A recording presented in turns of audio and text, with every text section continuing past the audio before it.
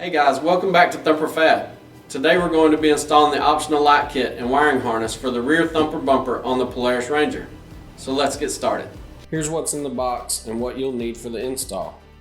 Your light kit comes with the following: a pair of lights, the wiring harness, a Thumper Fab light switch, and a hardware package.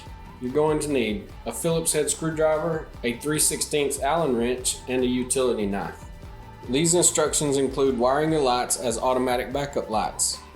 First, go ahead and install your lights into the rear bumper with the provided bolts, nuts, and washers.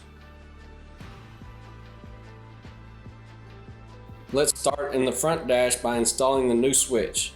Before removing the front dash, carefully cut out one of the switch blanks along the indentations with a utility knife. Remove the blank and install the Thumper Fab switch.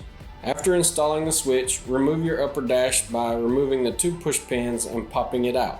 Then remove the 2 push pins on the front center dash panel and pop it out so we can later connect the switch wires.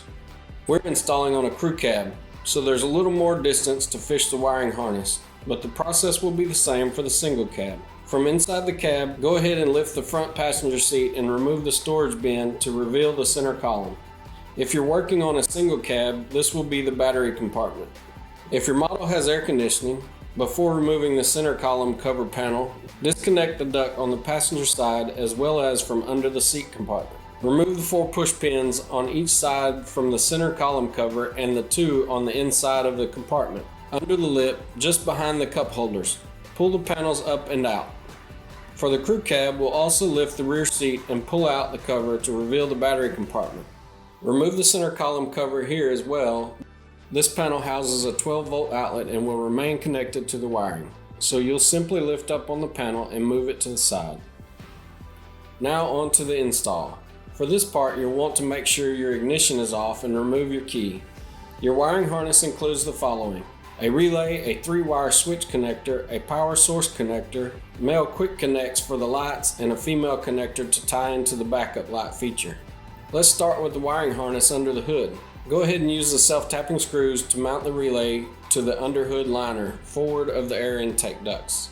Plug the power connector into the available auxiliary power outlets on the Polaris Pulse Bar.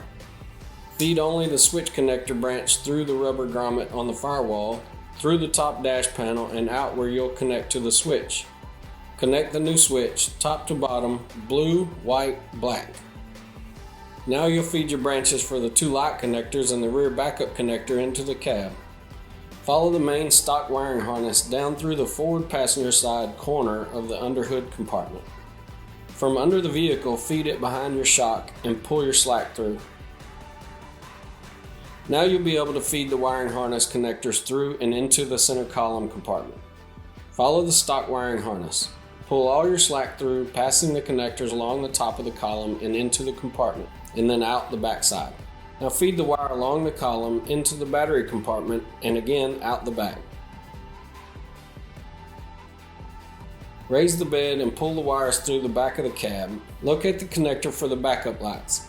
It will be blue and is located at the back of the bed in the center of the frame. Disconnect it from its current connection and connect the new one. Bring the remaining light connectors through above the center of the frame and feed them through to connect the lights on both sides.